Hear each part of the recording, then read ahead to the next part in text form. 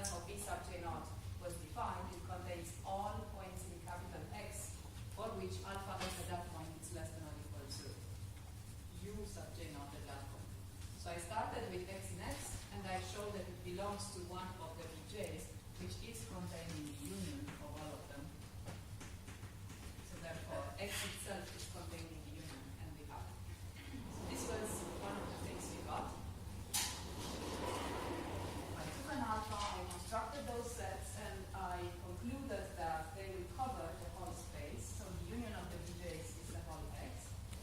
Now, let's observe that we have some inequality, which is alpha, indicator of the set BJ, times X is less than or equal to indicator BJ times U sub J, because that's the definition of the set BJ. On the set BJ, alpha times F is less than or equal to UJ. And outside of the set BJ, the left-hand side is 0, the right-hand side is 0, so I still have it. Yeah? So this is definition of the set BJ. Okay. On the other hand, I can write that this is less than or equal to U sub J, because the left-hand side here is equal to U sub J on the set BJ, and it's equal to 0 outside of the set, and UJ is always non-negative. So that's clear. So this happens for all j greater than equal to 1, these inequalities that we have here. Okay, now my f that was given was a positive simple function. We know that every positive simple function has a standard representation. We have discussed that. So let me write one of them. So possibly f is something of the form summation y sub j indicator aj, j from 0 to some capital M, where these sets a1 through am are in the same algebra A, they are pairwise disjoint, and you know that A0 is the complement of the union and so on, so that I have the whole thing represented. So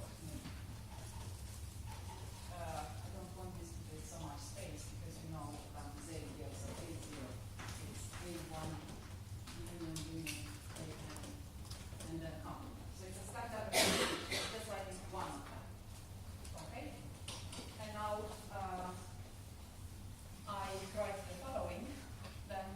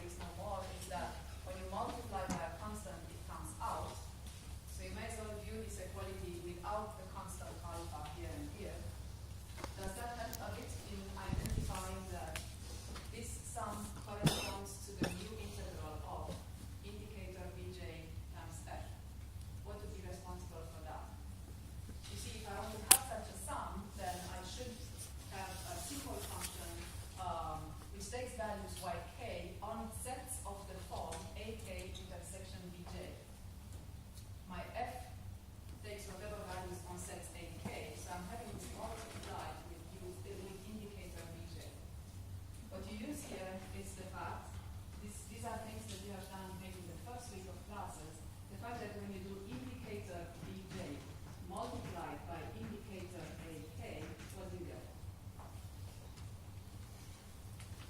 How can I write this as a single indicator function? Yes? Of the intersection. So now I hope that this helps you recognize what I've written here. So maybe I should, I mean, intersection is symmetric, so I can write AK intersection bj.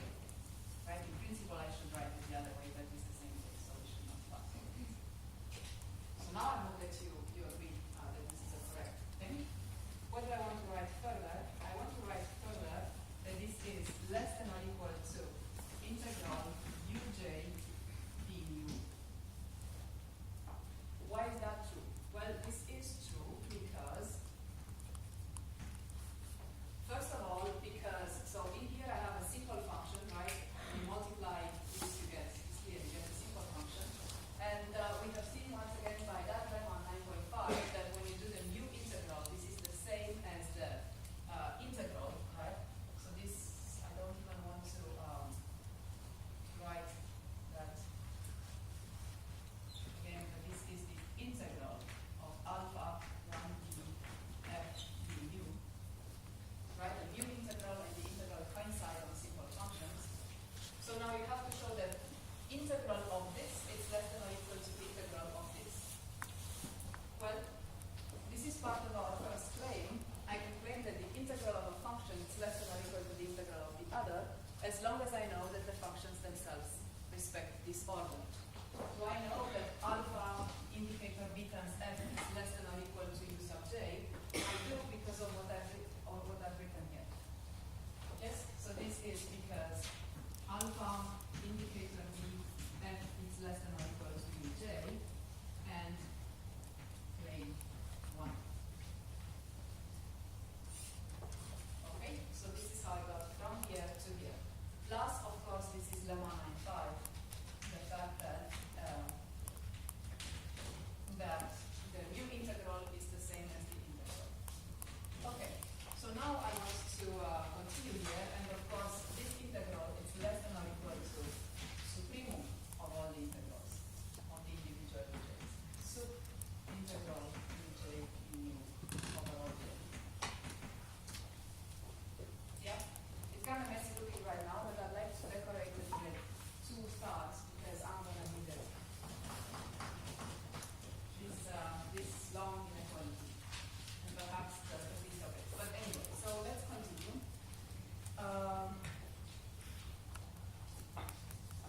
So I claim that now the measure of AK intersection bj. So now again here,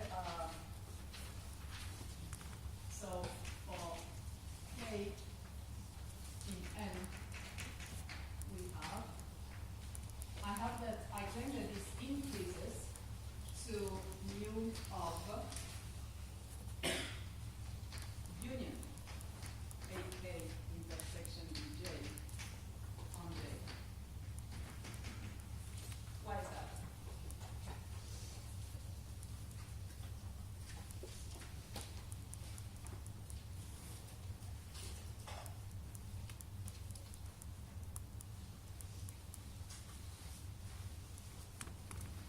K is fixed, and I let my j vary.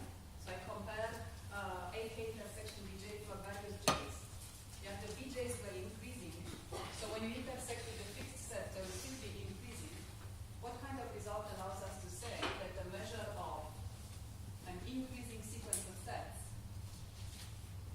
increases to the measure of the union, that is continuity from below of a measure, which is a consequence of sigma infinity. And just on time, I could not postpone it more at all. I posted the notes about that theorem last night, so they are not alone. So this is continuity from below.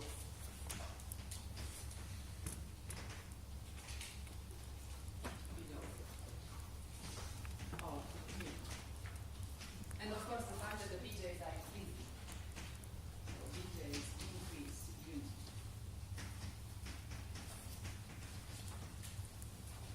Okay, but now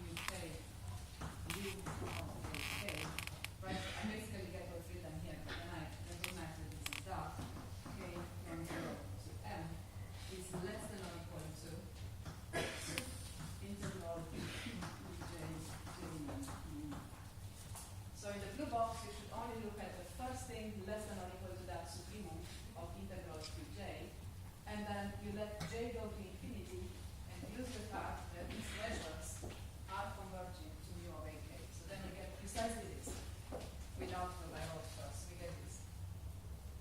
Yeah? But now I recognize that this is equal to that. So what do I do? So I have this term being equal, being less than or equal to, this. So what stands between the conclusion, so we want to get I mu f less than or equal to this, I have alpha I mu f less than or equal to that, stands this annoying alpha, but alpha is arbitrary, strictly less than 1, so now you can get alpha go to 1 to get the conclusion. So, oops, let alpha go to 1, increasing doesn't matter, converge to 1. Let alpha, go to 1 to get the conclusion.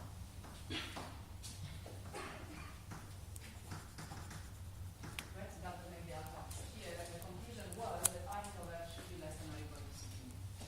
So I hope you agree that this was a little bit more involved group so far compared to everything else that we have done. But all in all, it's not difficult stuff. So I thought was nice to see, because otherwise you may get the idea that everything is just very simple manipulations of things, and sometimes it's not quite like that.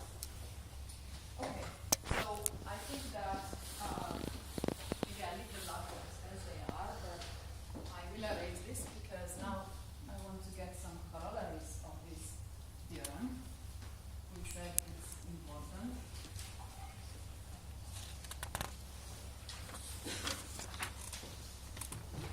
So here is one corollary which has the name 9.7 in the book. It says this: if u is in m plus r bar, then the integral of u du is equal to the limit of integrals fj du, fj goes to infinity for every increasing sequence x of j of positive simple functions with increasing. So f1 less than or equal to f2 and so on, where limit fj is equal to u. So you may think we have done something like this. What we have done is, for the specific, there was a box we started in the technique. It was the fact that every u in a class, there exists an increasing sequence of positive simple functions whose limit is u. That was the result.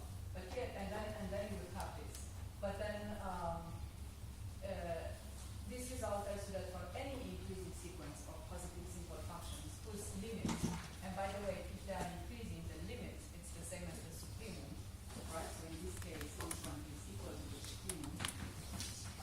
Sup fj j n.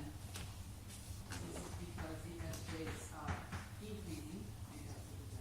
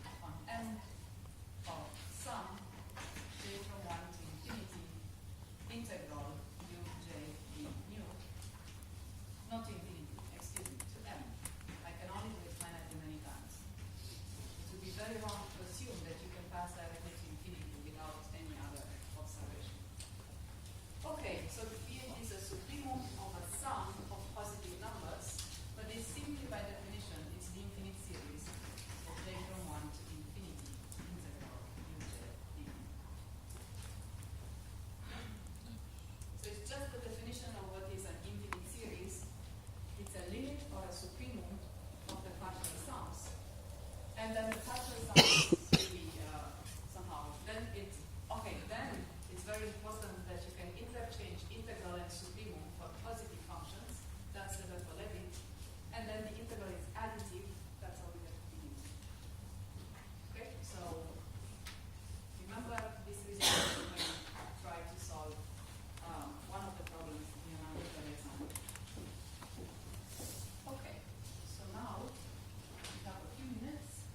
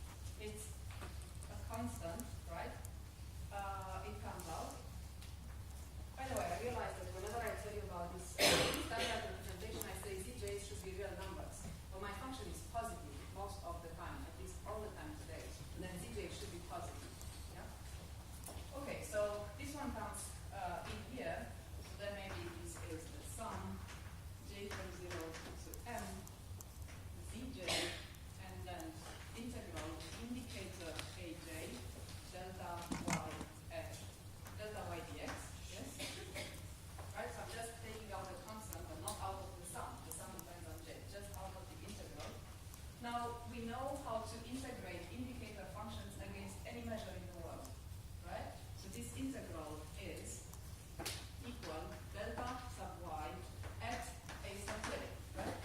The integral of an indicator function against any measure, I lost it, it used to be around, it's equal to the measure evaluated at that, the measure of the set. But now we know that the measure by Dirac measure of a set is 1 if the set contains the point y, or is 0 otherwise. If only set that contains the point y is aj naught. So what I'm getting out of this is z j naught times 1. Right? So I'm saying here delta y on aj is 1 if j is equal to j naught and 0 net.